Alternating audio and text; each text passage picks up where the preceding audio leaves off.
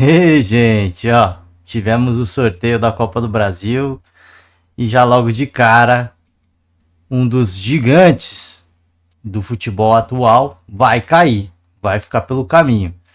Flamengo e Palmeiras vão se enfrentar aí, vão chegar nesse assunto, vão passar pelos resultados da rodada, vamos falar de Vasco. Bom, eu confesso a vocês, tive um evento de família ontem e não consegui acompanhar os jogos, tanto de Cuiabá, quanto de Atlético Paranaense, quanto de Santos. Então eu vou ficar devendo, a gente vai passar apenas pelos resultados. Obviamente que se a gente olhar para a Sul-Americana, né, a repescagem, para o Internacional o cenário não é tão legal, porque no retorno do Beira-Rio a coisa não tem sido tão bacana para o Inter e perdeu o primeiro jogo para o Rosário Central. Agora, se a gente olhar para o Bragantino, pô, empatou com o Barcelona. A gente nem chegou a falar desse resultado. Se a gente olhar para o Atlético, se a gente olhar para o Cuiabá, empataram fora de casa e tem agora, jogando em casa, uma vantagem importante. É o Bragantino na Bia Bichedid, o Atlético na Liga Arena, a gente sabe que é um time muito forte, gramado sintético, Cuiabá na Arena Pantanal, então eu sou mais Brasil. Apesar do Internacional não estar vivendo um bom momento, troca de treinador, eu confio no Roger, né? Roger Machado foi contratado, a gente nem falou, acho, né? A gente nem comentou isso. Roger Machado foi pro Inter, confirmada a contratação do técnico Roger Machado, então acredito no trabalho do Roger. Vai dar tudo certo, Internacional vai passar aqui, vai passar Bragantino, vai passar Atlético e vai passar Cuiabá. Todos esses vão para as chaves da Sul-Americana, estou cravando aqui. Bom, brincadeiras à parte, a gente torce muito pelos brasileiros e eu acho que, eu falei, tanto o Bragantino quanto o Cuiabá quanto o Atlético conseguiram um empate importante para decidir a classificação em casa, jogando ao lado do seu torcedor, jogando no Brasil. Campeonato Brasileiro da Série B, vitória do Novo Horizontino para cima da Chape. O momento da Chape é muito ruim, né? Vamos trazer a tabela aqui. Chapecoense, primeiro time fora da zona do rebaixamento, e tivemos o empate do Santos. Era duelo que valia a liderança, para o Santos o empate seria um bom resultado, e assim foi feito. O Santos conseguiu esse empate 1-1, mantém uma distância em pontuação, mas eu acho que mais do que isso, né? Segurar a liderança do campeonato. Não vou falar muito dos jogos, repito, porque eu não assisti, então fica difícil a gente comentar alguma coisa. A gente olha, obviamente, só os placares e a situação de tabela para fazer aqui a nossa leitura. Série B, a gente sabe que vamos olhar, vamos tentar terminar. Esse primeiro objetivo é o quê? Tentar terminar como líder do primeiro turno, porque é o primeiro passo para garantir o retorno à Série A. Mas tá tudo muito embolado, né? Ninguém dispara. Vila Nova 28, América 26, Novo Horizonte. Então o bolo aqui é muito próximo. E oscilar na Série B, a gente sempre fala aqui, é muito comum. Às vezes as pessoas acham que não, mas a campanha do Cruzeiro foi uma campanha espetacular. Aquilo lá foi definido desde o primeiro turno, talvez. A gente pode dizer assim, o retorno do Cruzeiro à Série A. Não digo nem o título, mas o retorno do Cruzeiro à Série A. Depois disso, tirando esse caso do Cruzeiro, eu acho que todos os outros, Cruzeiro na época comandado pelo Pesolano, né? E acho que tirando essa campanha, e algumas outras, é que essa do Cruzeiro foi muito impressionante a quantidade de pontos, mas tivemos outros casos, obviamente, mas assim, a gente olha e fala, cara, talvez tirando o líder, a gente fala, pô, oscila muito. É difícil cravar. Dá para voltar, não dá para voltar. Mesmo agora o Santos tem uma tarefa difícil, porque tá muito próximo. O Santos ainda não destoou. Quando uma equipe abre 5 pontos, às vezes a gente vê na Série B, a equipe abre 5 pontos e de repente, questão de 2 rodadas, está na vice-liderança de novo. Então assim, a logística ela é complicada. É jogo a jogo, tem que ser pensado jogo a jogo, e no caso do Santos, mais do que isso, pensar no projeto. São águas passadas, a situação do Fábio Carille, já falei aqui, acho que foi mal nas suas palavras, mas tem que trabalhar. Mostra que o profissional seguiu trabalhando, a excelência, e o resultado tá aí. Vamos embora, vamos com as notícias do dia. Número de sócio-torcedores do Vasco cresce quase 30% com a contratação do Felipe Coutinho. O clube ganha 12 mil novos associados e prevê aumento até o próximo jogo. O artigo por Emanuele Ribeiro. Perdão, gente, aqui o nariz não tá muito legal. Deixa eu só dar uma...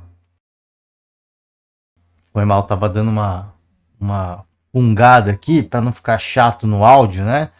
Vambora. Desde então, o Coutinho foi anunciado no Vasco na quarta-feira. Desde então, o clube saiu de 34 mil para 46 mil sócio-torcedores.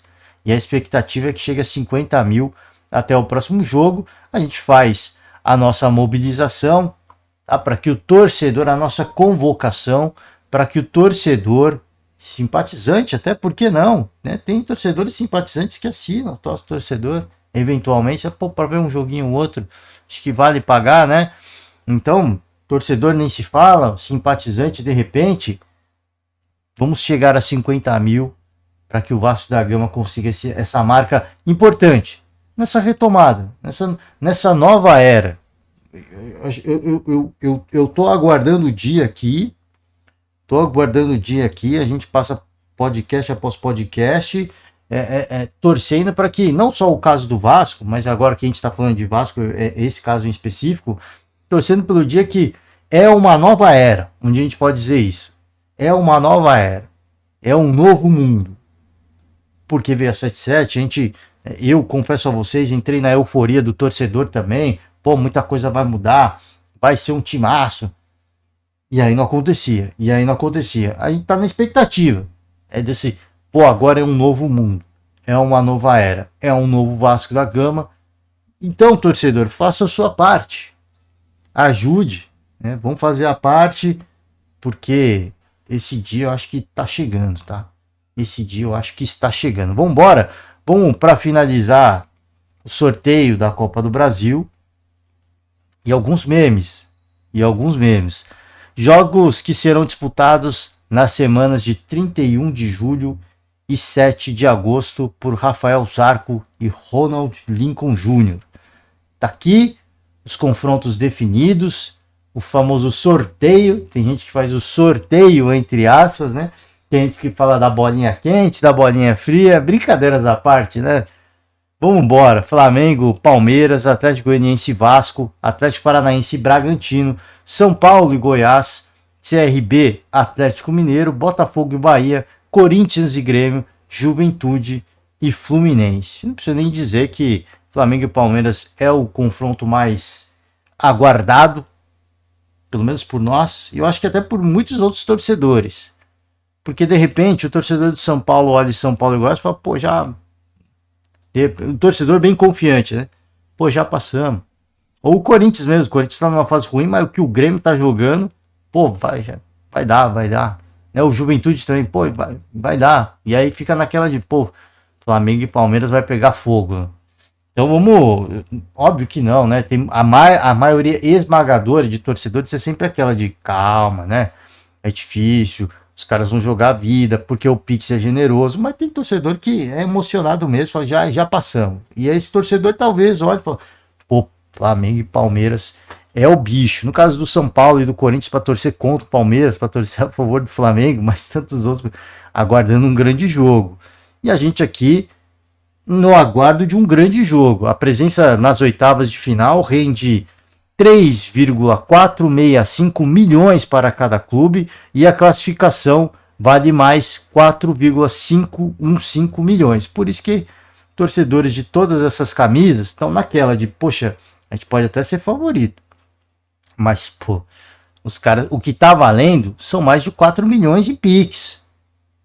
Mais de 4 milhões de Pix. Pô, então vale a brincadeira, vale o esforço, vale o sacrifício. E aqui a gente finaliza com algumas zoeiras, as repercussões.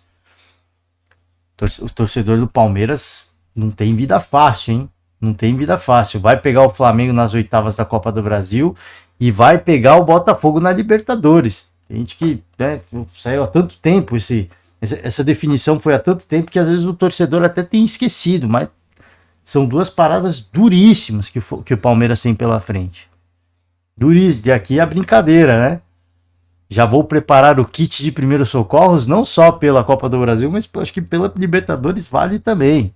Duelo dificílimo. A gente viu o jogo contra o Botafogo.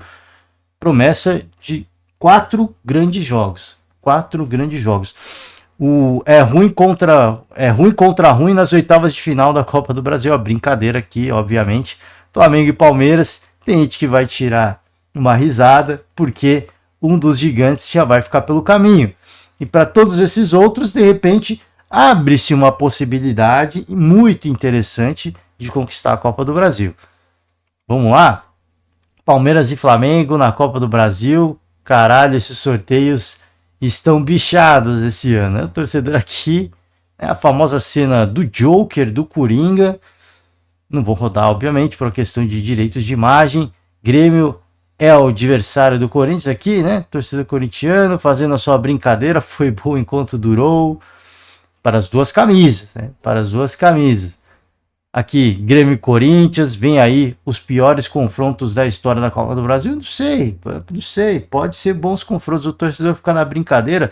Pelo momento, é óbvio que a expectativa, a possibilidade de 2 jogos horrorosos ela é grande. São 2 times que estão na zona do rebaixamento, mas a gente traz mais uma vez o tamanho do Pix.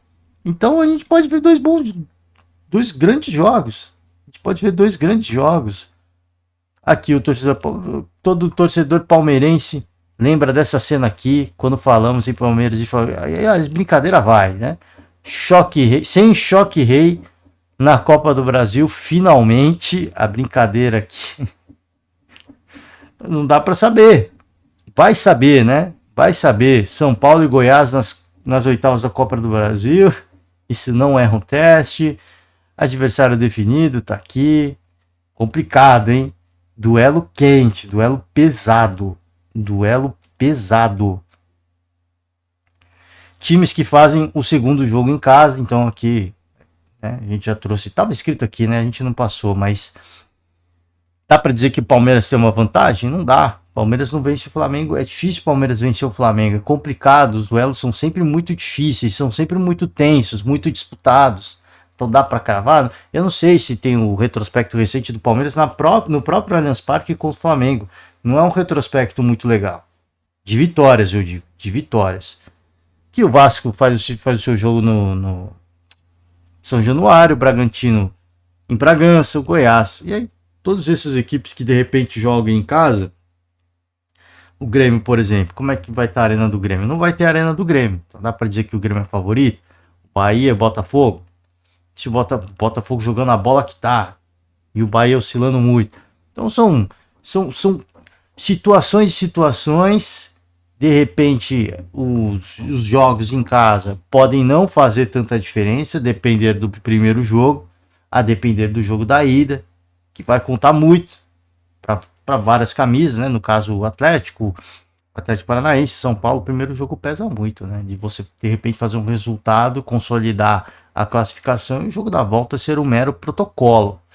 A gente, com todo respeito a todo mundo que está aqui, a gente espera que não.